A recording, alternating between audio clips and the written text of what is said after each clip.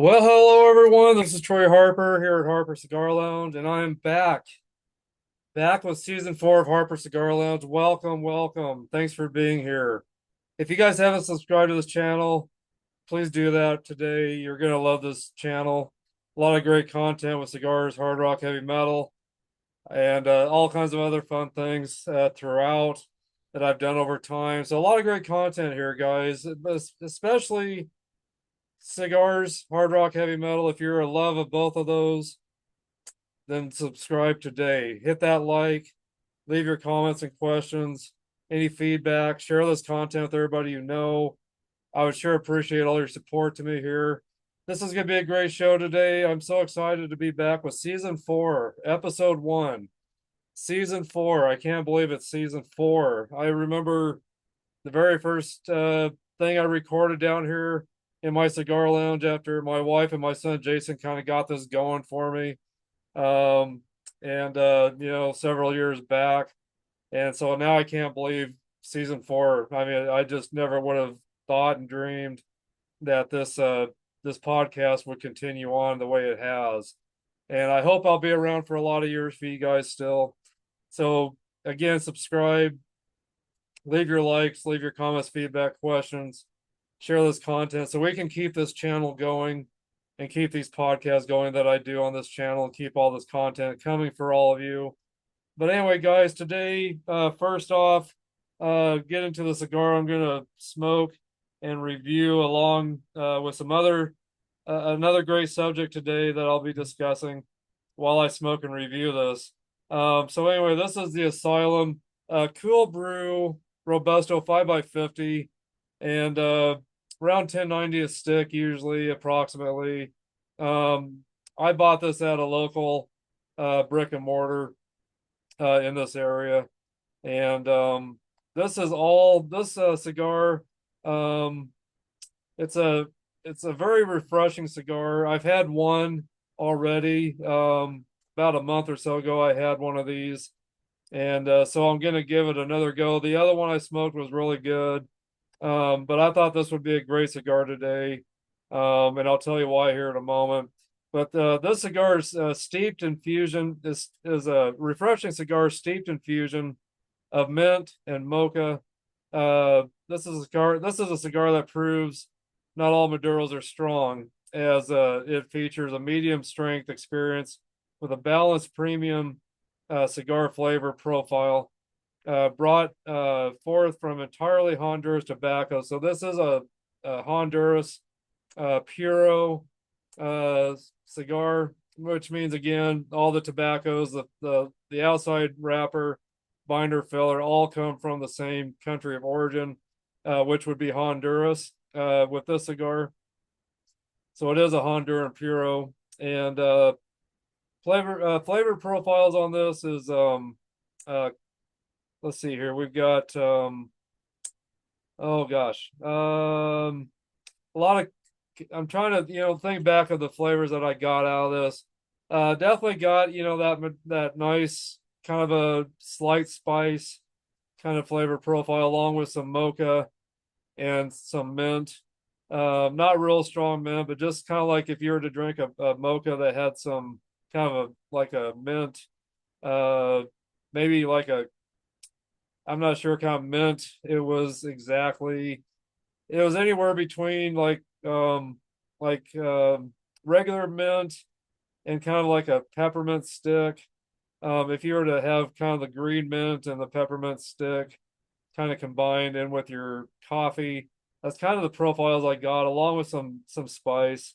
Um, so anyway, but a great cigar, great with coffee, is what I really suggest having this with, whether it's in the morning or maybe after dinner at night before you go to bed. If you like to have coffee at night, this would be a great cigar to have as a nightcap after dinner. And it'd be a great cigar to have in the mornings as well. Um, so anyway, so let me give this a cut and a light. Um, get this thing going here. And so excited to be here, guys. Thanks for joining me today. And I hope you all enjoy this time today with me. Um, So let me get this clipped and then we'll give it a toast. I was gonna tell you the taste of the wrapper's got just a nice, cool kind of mint, kind of a taste note to it. And I wanted to let you guys know that these are not flavored, they're infused, which means when the tobacco is being aged, it's locked up in a airtight room with all kinds of botanicals, coffee beans, whatever they want to infuse a cigar with, they'll have all that kind of stuff in a room with the tobaccos that are aging to allow all those tobaccos to soak up all the aromas and tastes from everything that's in that room with that cigar. So these are not flavored, they're infused. Like I said, with botanicals, coffee beans. Maybe in this room there was a lot of mint plants or something like that. I'm not sure what all they had in that room with these when they infused all this into this tobacco.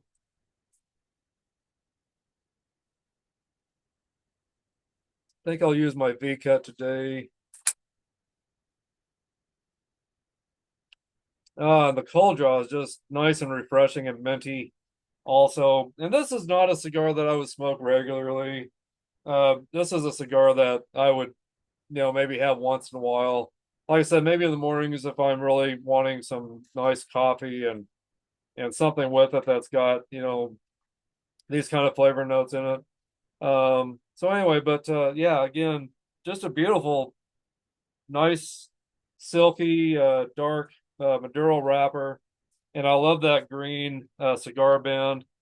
And the reason why I chose this cigar today is because of this album right here, which is not the subject today, but this is my favorite non-makeup Kiss album, the ASYLUM album, uh, which this will lead to the other subject that I'm discussing today. But the KISS ASYLUM album, this came out September 16th of 1985, almost 10 years to the date of what album I will be discussing. So anyway, but guys, the KISS ASYLUM album, my favorite non-makeup album from the KISS era, where they didn't have makeup. So again, this was released September 16th, 1985 on Polygram Records, I believe at the time. But anyway, yeah, KISS ASYLUM, that's my favorite non-makeup era album. So just wanted to throw that out at you. And so to commemorate that album, this is why I chose this cigar today. But let me get this lit here. Let get this going. Get this party started. Use a little trick that my buddy Jacob Lee uh, taught me. I was letting him know. This is my buddy over in Rapid City, South Dakota, that has the YouTube channel.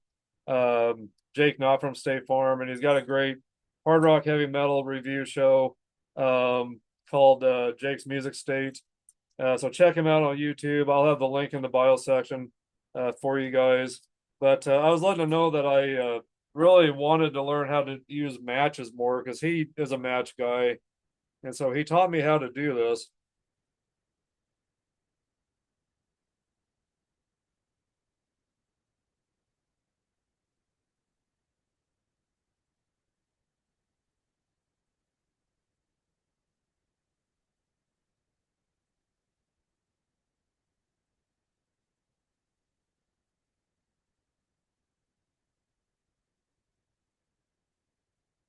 So Jacob, brother, yeah, the match trick really works great. I've been using matches more and more. And I'm down to one match. In the beginning, I had to start with two matches, but I'm down to one match now. So I think that's pretty good. I think I missed one spot here, so I'll give that just a little more of a light. Make sure everything's all lit evenly. As you guys notice when I'm lighting my cigars, I do turn my cigar. I'll rotate my cigar. I'll kind of make my lighter go in a circular motion. That way, I get all the tobacco burned evenly. So as you can see, that is burned evenly. You can see that nice orange glow on the cigar. The aromas are terrific. Getting this some nice mocha kind of aromas. Definitely the kind of smells maybe you'd get in a coffee shop. This is a terrific cigar so far. Getting a little bit of spice. Cheers to you guys, by the way. Got my coffee. It's early in the day here still, so got my coffee, and this is it's going great with the cigar. But getting some sliced spice, some nice, cool, minty kind of flavor notes. Nothing real strong, just kind of subtle, and getting those nice kind of mocha coffee flavors as well. And this is a medium strength cigar, nothing real strong. Definitely a cigar that I would say a beginner could probably smoke. So, but anyway, guys, I brought up the Kiss ASYLUM album real quick. Right there. Again, released September 16th of 1985. And what I want to get into today is an album that brought my band back together, an event that brought my band back together, the original members, Paul Stanley, Gene Simmons, Ace Frehley, Peter Criss. And I'll get into that here in a moment. But let me give you an introduction to my band, KISS. Um, KISS started in 1973.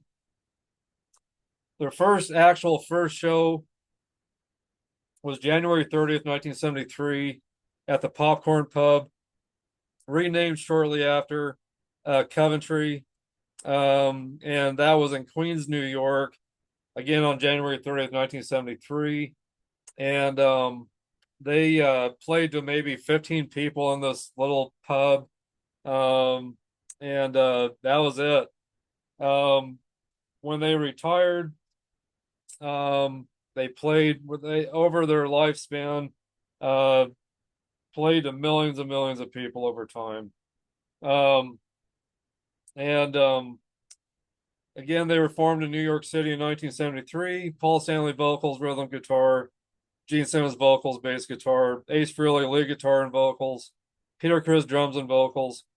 So they all shared, a lot of the vocal duties. Uh, Ace Frehley really didn't start sharing a lot of the vocal duties until 1977 on the Love Gun album. So, but known for their face paint, stage outfits, they're just their wild outfits on stage, which over time got more elaborate, their costumes and their makeup. Um, the group rose to prominence in the mid 70s with shock rock style live performances um, that featured fire breathing, blood spitting, smoking guitars, shooting rockets, levitating drum riser or kits, lots of pyrotechnics, more and more over time. The band went through several lineup changes over the years. Um, with Stanley and Simmons remaining the main two members that kept control of the band and kept it going. But some of the members, of course, we had after Peter Criss was let go of KISS, which Peter Criss claims he quit. Paul Stanley, Gene Simmons say that he got fired. But we had Eric Carr come in, and he passed away in 1991. Rest in peace, Eric, my Italian brother. So glad I got to meet you a couple of years or so, several years before you passed away. Got to meet you in Casper, Wyoming on the Crazy Nights tour. And you're just such a great guy. I'll never forget our time of getting to talk for a good, I don't know, it was 20 to 30 minutes, I think, that we got to talk. Such a great guy. And then of course Ace Frehley then later was either fired or he quit. Vinnie Vincent came in and replaced him. And then he left shortly after, had um, Mark St. John come in to replace Vinnie Vincent. Mark St. John didn't even last a year, I think, with KISS at the time. And then Bruce Kulick came in to replace him, which he remained a member of KISS up until their 1996 reunion tour with the original members in 96, which is what I'll be getting into here a little bit. And then, of course, Eric Carr passed away in 1991. And then Eric Singer came in and replaced him. And during the last part of the non-makeup era, then came back as the Cat to replace Peter Criss. And then again, Ace Frehley came back a little bit, for the reunion tour, and then they did their farewell tour, and then decided to stay together. And then Tommy Thayer took over and remained a part of KISS, as well as Eric Carp until the very end. So the final lineup with KISS was Paul Stanley, Gene Simmons, Tommy Thayer, Eric Singer. Um, so anyway, in the very beginning, KISS had a lot of negative reviews from the press. In May of 1974, the Seattle Daily Times predicted that KISS wouldn't be around very long. That suggested that the band saved their money for the near future.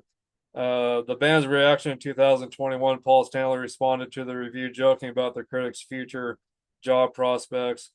New Musical Express in March of 1974 review of KISS's debut album was highly critical, deeming it likely to fail. The New York Times, Ian Deva of the New York Times, referred to KISS as a plastic and empty rock quartet after performing in March of 1974. Other general sentiments, according to Axology, extended early critics widely disliked KISS, often claiming their visual effects were a gimmick to hide a lack of musical talent. And of course, they were all wrong, completely wrong.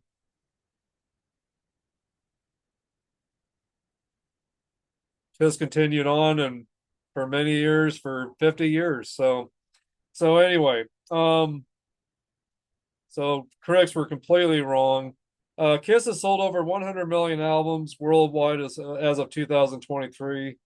They figure that includes their extensive discography of studio albums, live albums, and compilation released albums over their 50-year career. This makes one of the best-selling and most influential rock bands from the 1970s to the present day. So, KISS's last show was December 2nd, 2023. And then they have retired, definitely. They do have some stuff coming up at KISS Cruise, and they got a show coming up in Las Vegas here pretty soon. As far as I know, it's just a one-off show.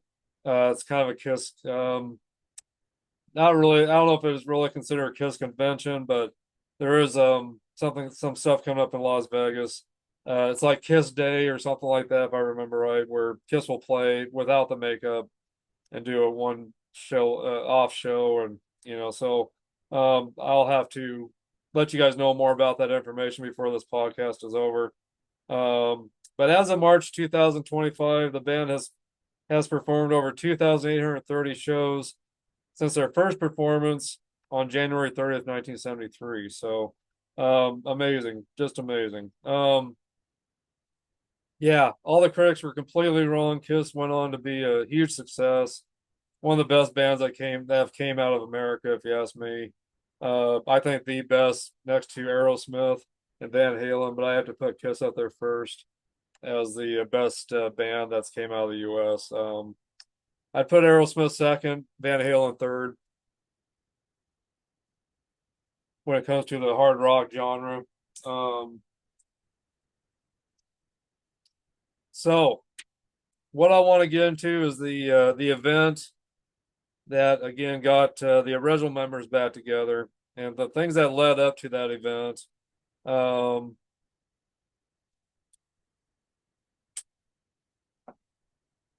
Starting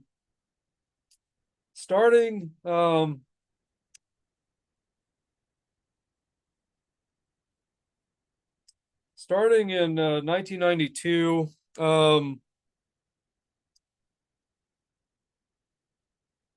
we had a DVD that came out at the time called KISS Extreme Close-Up, which I do not have. I've got the VHS tapes put away. I don't have them with me. You'll have to get on the internet to see the original VHS tapes that came out. But in 1992, the Extreme Close-Up came out with that featured history, facts, and stories of the American hard rock band KISS up to the time of filming in 1992. The video featured vintage concert footage, interviews, and videos from the early beginnings of the early 70s through the early 90s. It was released on July 14th, 1992. It was certified platinum in the US. KISS had brought out this album right here, Revenge, and this was in 1992 on Polygram Records and Mercury, Polygram and Mercury Records. But KISS Revenge, so that came out in 1992, and then following that album in 1993, KISS brought out KISS Alive 3, which is a great live album, if you ask me. So they brought these albums out, and then before the KISS Alive 3 came out, of course, we got Extreme Close Up. And here's my DVD that came out later that's got the Confidential and the Extreme Close Up videos on it. Of course, the Extreme Close Up is let's see here. Yeah, KISS Extreme Close Up again had videos, some live footage, interviews. And then shortly after that, after this was released in 92, then we had the KISS Extreme Close Up or Confidential come out. And that was in August 16th of 93. That was a live concert with some interviews and backstage footage, videos, some video stuff once, throughout the actually, I'm sorry, there's no videos, no music videos on this, but just backstage, a lot of backstage footage, interviews, and of course the live performance of KISS from the Revenge tour. And that was released again August 16th of 93. The video features 13 live performances and again backstage footage during the Revenge tour.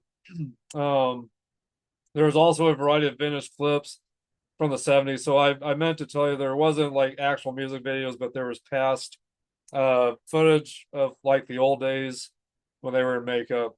So and that show was recorded through different areas: Auburn Hills, Michigan, Indianapolis, Indiana, and Cleveland, Ohio, and out on the Polygram label.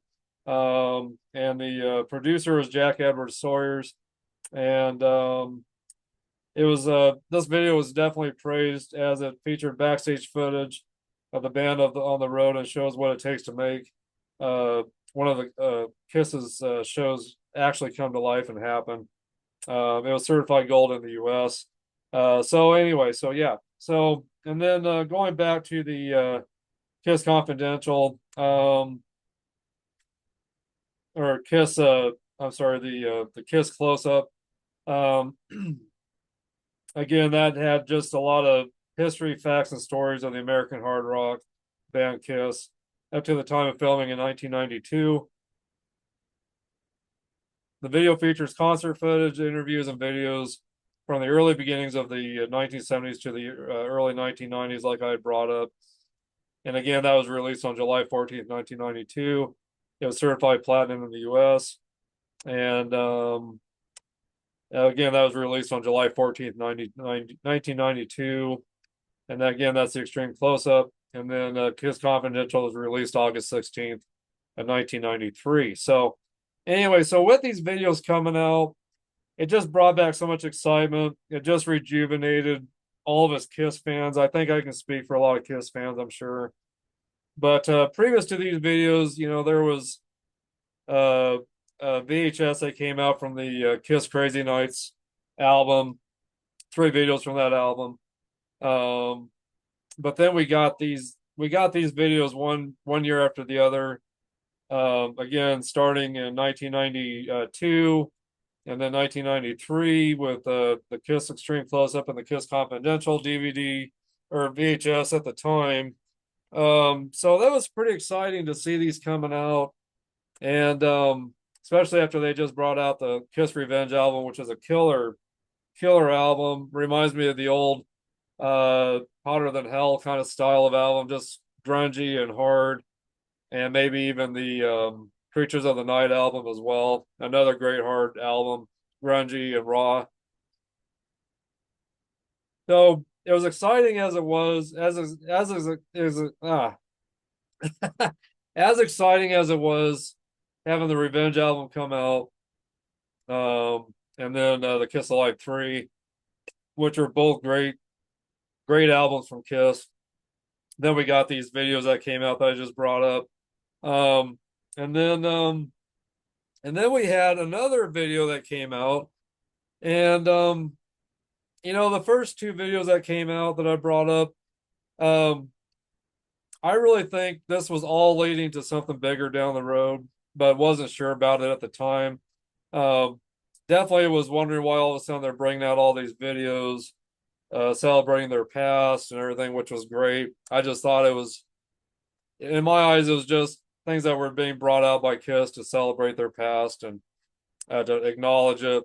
And but I also deep down I felt like something bigger was happen. It was going to happen and come, maybe down the road. Of course, all of us big KISS fans, all of us diehards, members of the KISS Army, always have wanted the original members back together. So, of course, when these videos came out that I brought up, it made me wonder if that was going to lead to something bigger down the road, and maybe that reunion was going to finally happen. So anyway, so again, another video came out in 1994, and that was the "Kiss My Ass." Of course, it was on VHS at the time. This came out later, the DVD. So we had that come out, along with the CD, and I've also got this on vinyl. So these came out, and the "Kiss My Ass" was a classic KISS regrouped for the album we're talking about now. It was an album that came out with bands redoing the KISS songs. These bands that were on this album, it was it was kind of a tribute album to KISS. KISS decided what bands would be on the album and what bands wouldn't be. It was produced by KISS. It was, KISS had their hand on it completely.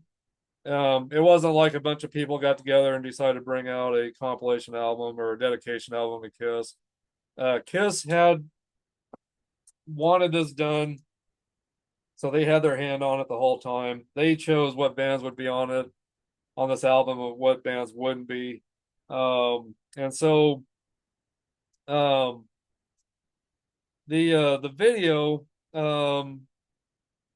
is a long form music video program released in 1994 on VHS and Laserdisc by American hard rock band KISS. The video includes clips from various live concerts and interviews with Paul Stanley, Gene Simmons, as well as Eric Singer, and Bruce Kulick, which doesn't mention that on my notes that I got off the internet. The DVD version was released in 2004, so which is what I just showed you. So right there's the DVD version right there. Here's the back of it right there.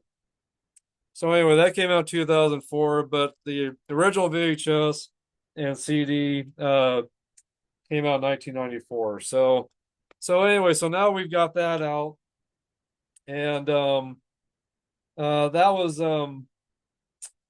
let's see here. It's a 90-minute VHS tape on Universal Records, and it was definitely a great. I mean, it was a very successful video, and the album was successful. Certified gold in the U.S.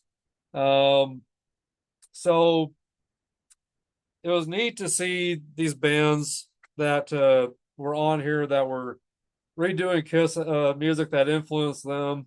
I mean, of all people, Lenny Kravitz sang Deuce on here. Garth Brooks, country singer, sang Hard Luck Woman. Anthrax sang She. Jen Blossom sang Christine 16. Uh, Toe the Wet Sprocket, Rock and Roll All Night. Uh, Going Blind by Dinosaur Jr., Strutter by Extreme, Plaster Caster by the Lemonheads, Detroit Rock City by the Mighty Mighty Boss Tones, and Black Diamond by Yoshiki, um, which was a Japanese act, I believe. Um, but anyway, so pretty exciting to see this come out, and these artists from different genres dedicate a song to Kiss that really influenced their life and helped them throughout their life. So this got me even more excited about maybe what was to come. And by this point, I'm like, okay, so they brought out a video each year now, 92, 93, 94. What is going on here, you know? So, and then after that, let's see here. I want to make sure I get everything straight here. Um, so then we had hold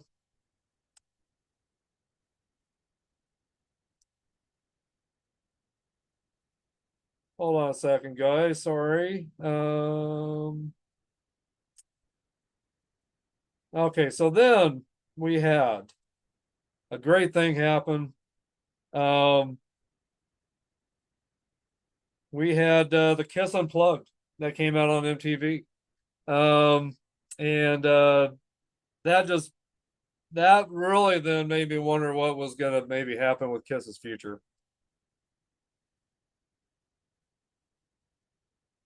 We had all these videos come out, and then all of a sudden we've got the Kiss Unplugged um, right there.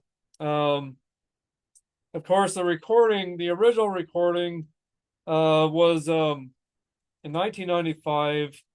Uh, Actually, on August 9th of 1995, um, is when the actual show was on MTV in New York City, um, at Sony Music Studios in New York City. A 56-minute set, and it was a live show, so there was a small audience. And so we had here we got Eric Singer, and we have Bruce Kulick, Paul Stanley, Gene Simmons coming out doing this show, this acoustic show. And with that being said, we knew as Kiss fans that there would be a VHS come out, and we knew there would be a CD coming out. Um, but at the start of the show, it was just, again, Paul Stanley, Gene Simmons, Eric Singer, uh, Bruce Kulick, and then all of a sudden, they announce um, they announce Peter Criss and Ace Frehley. They both come out. So let me start here.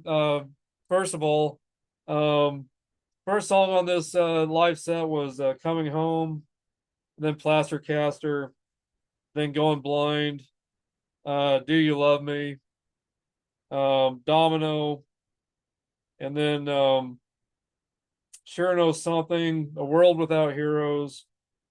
Um,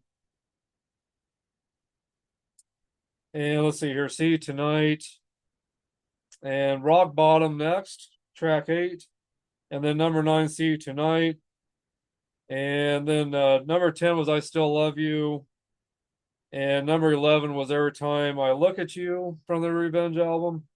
And then they introduce Ace Frehley uh, coming out as well as Peter Criss. And then you see an extra drum set being put out onto the small stage. They had the rock and roll over imagery over the stage. Um, so here we got all of a sudden Ace Frehley and Peter Criss on stage.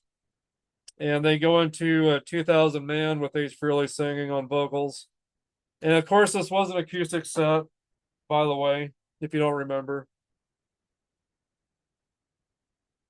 And and then after 2,000 Man, then of course Peter Criss comes up to the front of the stage and sings Beth. And then the rest of the show included Peter Criss and Ace Frehley.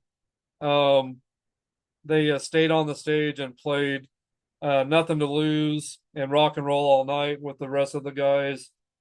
And you could tell they were having a great time, getting along great. And after that was over, I know I can speak for all the KISS fans out there, all the diehards out there. I know after that, we had a feeling there would be a reunion show. Something would happen, so magical, and something that would be in the record books, something that would be uh, a part of music history. We knew something would happen. We knew it. I know especially for me, I knew this would happen. And then after after this took place, um, then we had You Wanted the Best, You Got the Best compilation live album come out. And at this point, I think we all knew something was going to happen. Definitely, we knew something was going to happen. I know, especially for me. I mean, here we got all these DVDs that had came out 1992, 93, 94. And then we had the KISS Unplugged happen on MTV. VHS CD or album does come out like we thought. Cassettes at the time, maybe. Uh, yeah, I mean, cassettes, CDs, everything. It was all coming out. And then all of a sudden we got this again. Um, and this came out in June 25th of 1996. And we knew something was going to happen. And sure enough, 2 days later, the tour starts. And actually, I think it might have been announced right when this album came out that KISS was going to be back together. But I just remember this coming out, and then I was watching VH1 Classics. I was watching, which kind of took over MTV with when it came to music videos. And all of a sudden, I hear "Shout It Out Loud" live in Detroit on VH1 Classics, and I knew that I had to make it to that. I knew then definitely a reunion tour was happening. There was a press conference that happened on an old Navy ship, and I can't remember the name of that ship right now, but they had a press conference. This comes out, and we knew then that it was on. KISS was going to be back together with Ace Frehley, Peter Criss, Johnny Paul Stanley, Gene Simmons, and of course during the press conference they had their own old Love Gun outfits on, and so I was so excited to see that "Shout It Out Loud" video on VH1 Classics, and I was just jumping for joy and screaming my head off, and just like a little kid, I was just jumping around screaming, and I was so excited. It was just like I just went back in time to being a kid again, and seeing my favorite four members of KISS back together, and it was just unbelievable. But on this album, uh, they have like some recordings on this from the past live albums from Alive 2, and then there's some unreleased stuff on here. But there's Room Service, Two Timer, Let Me Know, Rock Bottom, Parasite, Firehouse, I Stole Your Love, Calling Dr. Love, Take Me, Shout It Out Loud, Beth, Rock and Roll All Night, and then there was a KISS interview in the end. They were all and I believe Jay Leno was the interviewer if I remember right.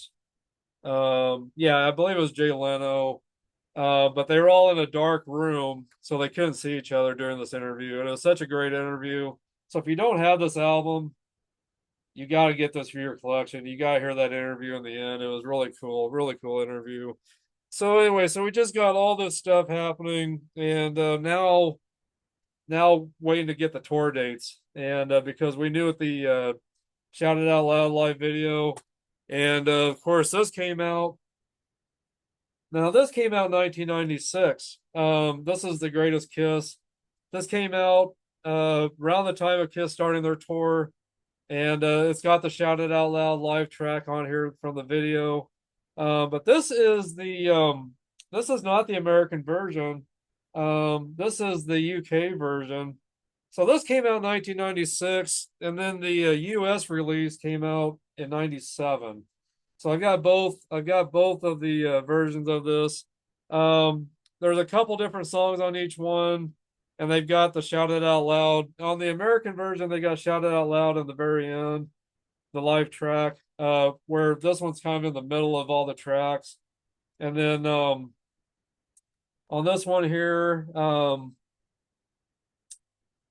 they have instead of on the American version they got Hard Luck Woman, and on the UK version they got Black Diamond instead. So a few little changes, but I'm fortunate enough to own both versions of this. So yeah, the UK version came out first in '96, and then the US version came out in '97.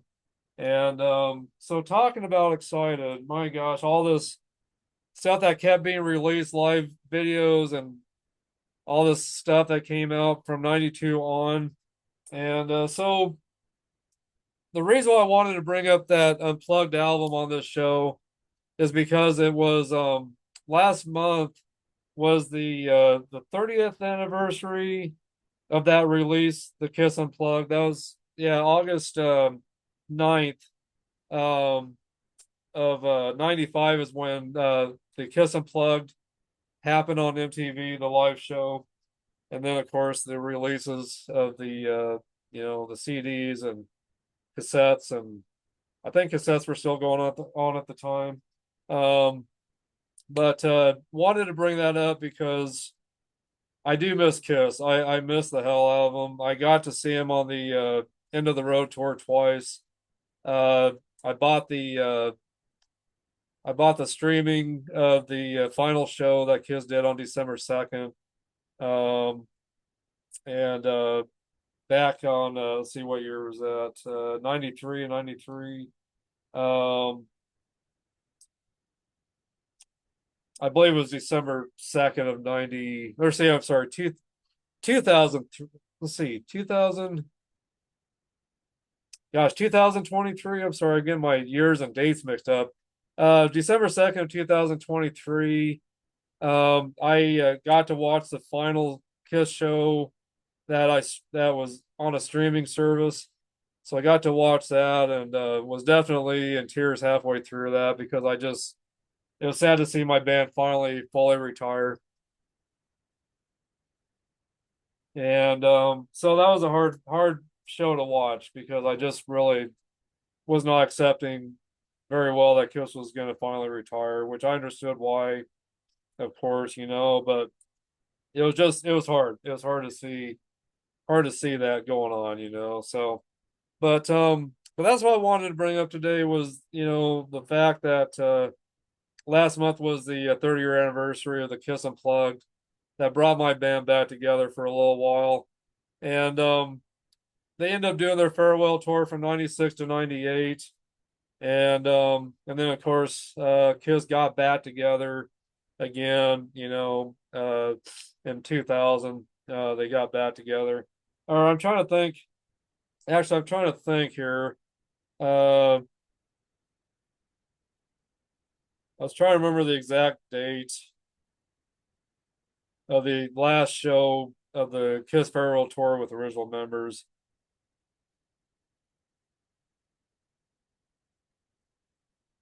See if I can find that really quick.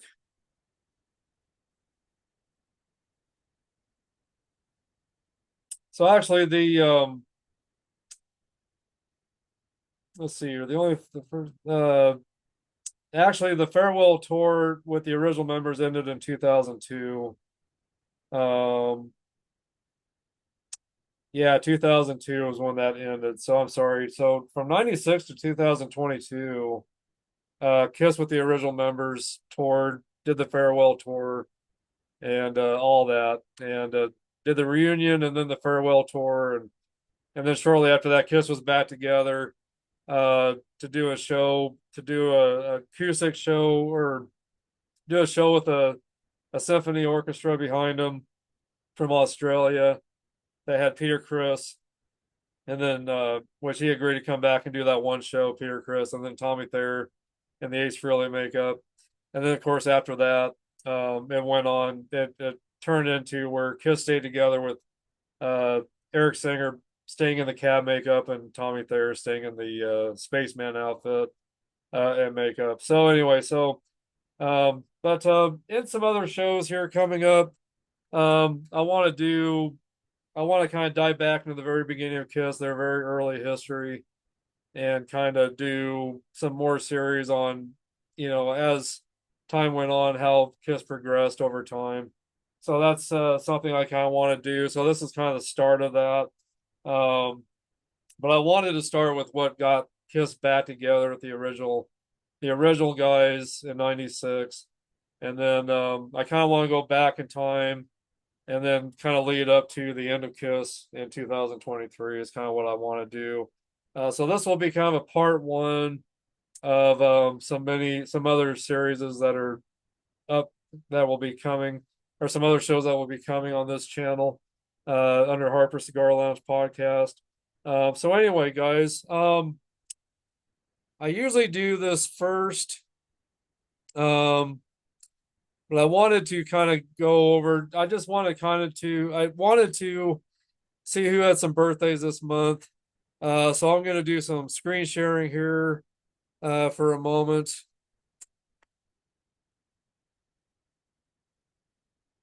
So let's get into some birthdays really quick.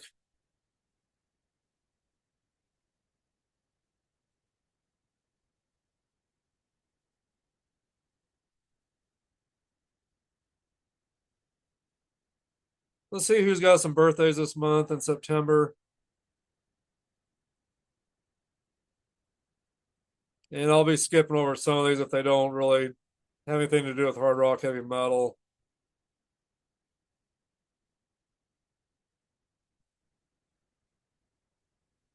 See, we're into the 7th of September now. Doug Pinnick, he was born September 3rd, 1950. He's at the age of 75. Vocalist and bassist for King's X. Steve Jones, born September 3rd of 1955. Guitarist for the Sex Pistols. He's at the age of 70 right now.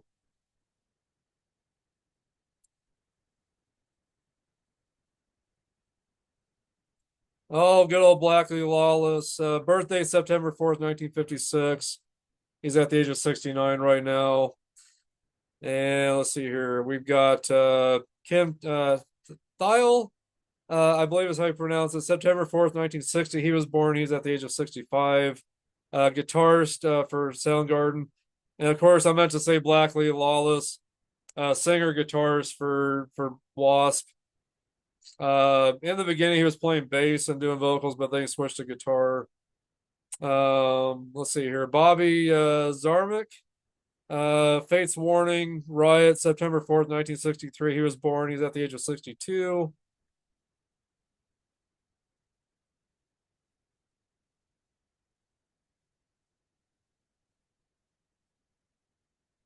Freddie Mercury, rest in peace, Freddie.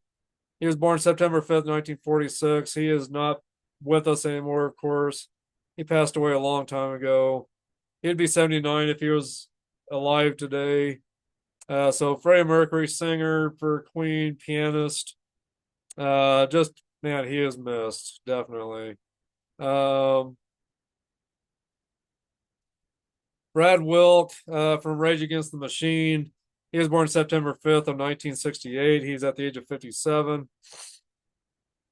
Roger Waters of Pink Floyd, born September 6th, 1943. He's at the age of 82. Singer, bass player for Pink Floyd. We got Scott Travis. He was born September 6th of 1961. And he's the drummer for Judas Priest. He's at the age of 64 right now. And let's see here. William Duvall, birthday September 6th, 1967. He's a singer, guitarist, songwriter for Alice in Chains. He is at the age of 58 right now.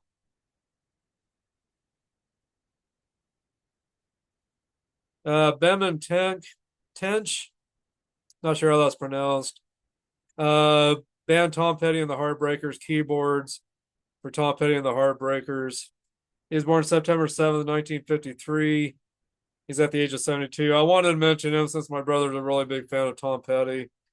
And I'm a huge fan of Chrissy Hind, singer for the Pretenders, guitar singer, songwriter, piano, harmonica, drums. Also, I didn't realize she's at the age of 74 right now. Again, born September 7th of 1951. And tomorrow we'll have Mick Brown. His birthday is tomorrow. He's been with the band Dokken and Ted Nugent, drummer. He was born September 8th, 1956, at the age of 69.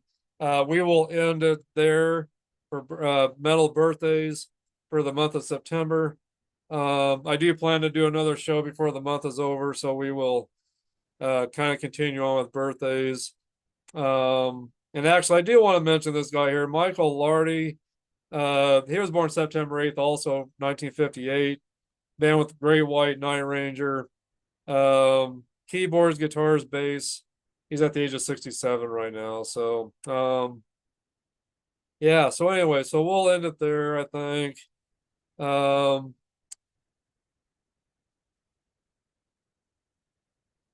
So those are your birthdays for the month of September. And then, of course, I want to get into just see what some heavy metal news is going on right now. So let's get into a little bit of some heavy metal news real quick, see what's going on out there in the music world real quick. Anything that might be important that we need to bring up here.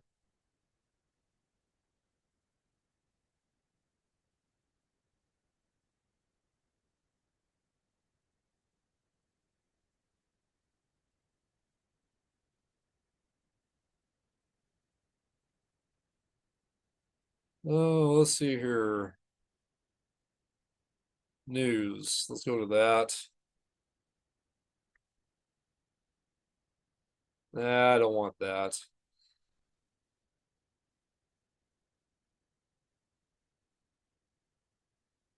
Did not want that. Well, anyway, let's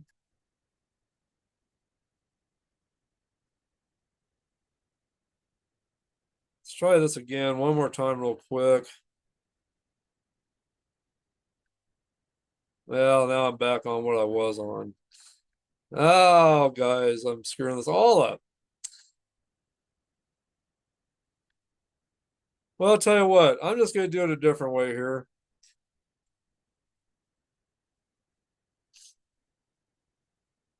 I'm just going to look it up on my phone here.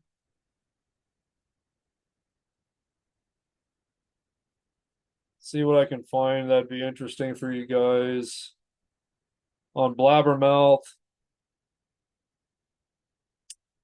See, Rob Halford says Judas Priest's upcoming North American tour will be a roller coaster ride of sheer metal power. Catch him with Alice Cooper. Um, Dave Grohl, Foo Fighters is to be honored for his community volunteer work. Very cool. Great job. Uh, Watch Kings of Thrash joined by Chris Poland at Whiskey A Go Go. That was with Megadeth, along with David Ellefson. Thrash and SoCal 2025 tour. Seven Dust will begin pre-production of a new album later this month. Guns N' Roses keyboardist Dizzy Reed. I'm so lucky to be able to play rock and roll music for a living.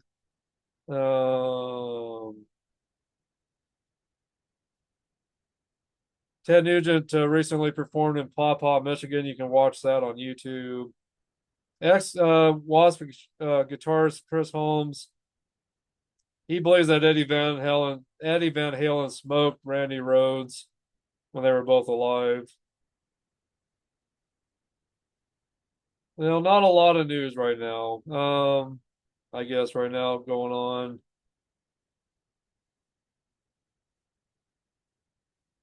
Faith No More co-founder Roddy Bottom announces book events for upcoming The Royal We or the Royal We memoir. Let's see here. Pretty Reckless shares behind the scenes footage from making For I Am Death video. I believe they got a new album coming out. If you're into them. Rudy Sarzo, Brad Gillis, and Tommy Aldridge reunite for the cover of the Who's The Real Me. Huh. Interesting. Nita Strauss celebrates 10 years of sobriety. I couldn't ask for my life to have turned out any better. Well, congratulations. Congratulations, Nita. That's awesome. Aerosmith, Steven Tyler, and Joe Perry Extremes. Nuno Betancourt to honor Ozzy Osbourne at 2025 music or MTV VMAs. Okay. Well, very cool. And something about Sebastian Bach here I just saw. Where did that go?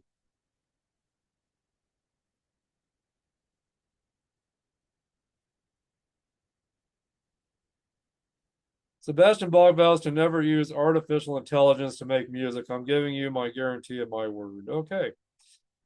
Well, anyway, I guess that's it for music news. There's not a lot going on right now, it looks like. But I want to tell you guys thank you for tuning in today to this show and for watching. I really appreciate you guys so much. You guys are the greatest out there, and I couldn't do this without you. Wouldn't want to do this without you. And before I go any further, just want to give you an update on the cigar. I've had to do a couple little relights on it. I've not had to do any touch ups, so that's great. The construction's doing great. It's holding together very well. I did use a V cut today on the cap, as you can maybe see, and it didn't crack or unravel or anything like that. The draw's been great, not too loose or not too tight. The cigar did mellow down quite a bit. Not really getting any spice too much, just getting more of the coffee and kind of the mint kind of flavor notes, but not strong on the flavor notes at all. Just a nice, I'm going to say mild to medium strength cigar on this. Um, it's a really good relaxing cigar though. I'll have to say, definitely is. Um, Really good cigar, really good. I want to give a few shout outs to some new members of my YouTube channel here. Chad Sorensen, um, Morandi 323, Stephen Andrews, Dono Stubby, Bridget Dunphy, Chris Dickens, Angie Willis, Jack, Mudfan 53, Sinister Pea Shooter, Parallax 1779, Misty's Opinion, Glenda Stillwell, and of course my buddy that has a great YouTube channel where he does a lot of great cigar reviews and everything. Cigar tips, cigar reviews, which is Lance Williams. So check out Lance Williams on YouTube here. His cigar show is called The Cigar Review by Lance. So make sure and then I think his channel's Cigars Daily by Lance, if I remember right. But check out his show, The Cigar Reviews by Lance. Great guy. He's an ambassador of the tobacco company or cigar company called TVC, the Boutique Cigar, that we both are ambassadors for. But such a great guy. Make sure you hit him up on YouTube, check him out. And Lance, my brother, thank you for your friendship with me. I love you, brother. God bless you. And of course, Ira Lee and Danielle Lee with the Boutique Cigar that we both work for or rep for. So anyway, hello to you both as well. Thank you for your love and friendship towards me and all your support. And I want to thank all my other followers that have jumped onto my YouTube channel here. And there's so many of you out there, and you know who you are. Hiram and Solomon guitars or cigars, I'm sorry, and John Giles, also new members of my YouTube channel. On my Facebook group page over on Facebook, of course, my Harper Cigar Lounge group. Make sure you check that out if you haven't been on there yet. but we've got over 1,900 members right now, and we're up to 1,904 members. Linda Swire, my buddy Jacob Swire Lee over in Rapid City, South Dakota, his wife Linda jumped onto my group. So thank you, Linda, and Jacob, brother. Thank you for your friendship, and over in Rapid City as well. Mark Robert, Mohammed Alchemy, or Al McKay, William Jones, Ralphie Morales, Georgia Pine Cigar, Matthias Tamakeve. I'm not sure I pronounced some of these names. I'm sorry. If I got your name wrong out there, guys, I apologize. Mark Janik, Donna Brewer, Wild Bills Madison Heights, and of course Lance Williams from the YouTube show or channel that I just mentioned, Cigar Reviews by Lance. So thank you, brother, for joining as well, my group. And Tony Taylor, Scott Sullivan, and gosh, so many great people. Stephen Potter over in Florida. I want to mention you also, brother.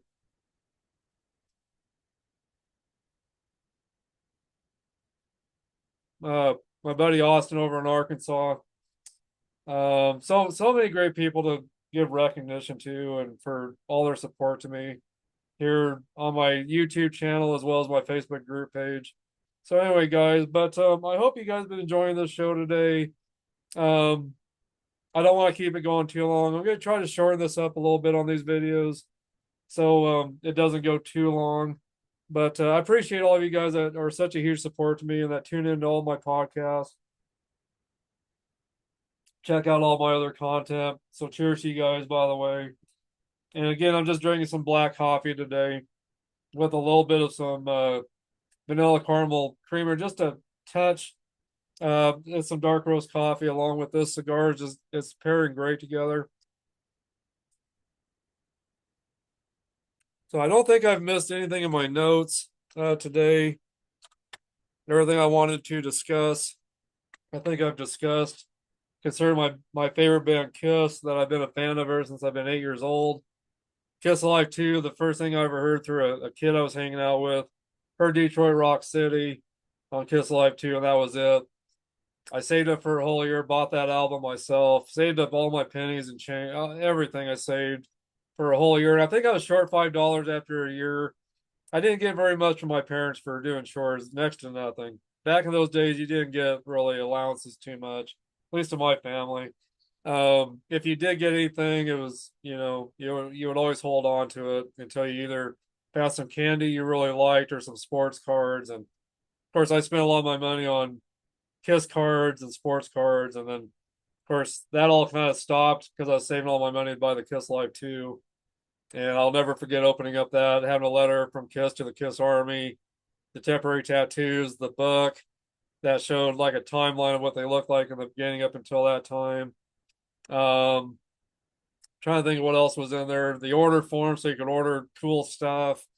And I've got that original KISS Live 2 still. I've got the remaster. I got CDs. I got everything from that KISS Live 2, along with everything else from KISS, pretty much. So, but again, in my future shows, gonna go back to the beginning, and it'll probably be starting on the next podcast. I'll go back to the beginning of KISS, and then we will move forward over time and discuss. Try to get everything done within a decent amount of time. I don't want to drag on the history of KISS up until the end of KISS for too long, but try to break it all down in the next two shows besides this one. So episode 2, episode 3 will go to the episode 2 will go back to the very beginning of KISS and might discuss a few little things that I discussed today, and then we're going to move forward to the rest of KISS's time when they were together. So it might be a 3-part series besides this one. So in total, it'll be a 4-part series probably. So we'll see how that plays out. We'll see what I decide to do with that. But just so excited to be back today with you guys, and thanks for being here. And again, this cigar is really, really good. Overall, I'm really enjoying it. Again, it's the ASYLUM Cool Brew Robusto 5x50, and it's got some really nice white grayish ash building up on it. And it's all, it's a Puro cigar, which means all the tobaccos came from one origin, which is Honduras in the case of this cigar. And just a lot of great coffee flavors, some nice minty kind of flavors that you get like in a cappuccino, maybe that's got some mint in it. So just a really good cigar, medium, mild to medium strength. Construction's great, everything's great about this cigar. So really, really liking this cigar a lot. So anyway, guys, thanks for tuning in today and for watching. Just wanted to do a little bit of celebrating with my band, of course, because it's a band that I feel is worth celebrating still, their history and everything about them. So anyway, I'm looking forward to the next podcast with you guys. I'm looking forward to seeing you guys in the comments. So anyway, guys, thank you for everything. I appreciate you guys so much. And again, if you haven't subscribed to this channel, please do that today. Hit that like also, leave your comments, questions, and feedback. Share this content with everybody you know out there. And I hope you guys have a great rest of your day. Again, cheers to you. And cheers. And again, thanks again, guys, for all your support to me here. I really do appreciate you guys. And you guys are the greatest. You guys are the greatest. So anyway, guys, I'll see you later. I'll see you soon. I'll talk to you later. Bye bye.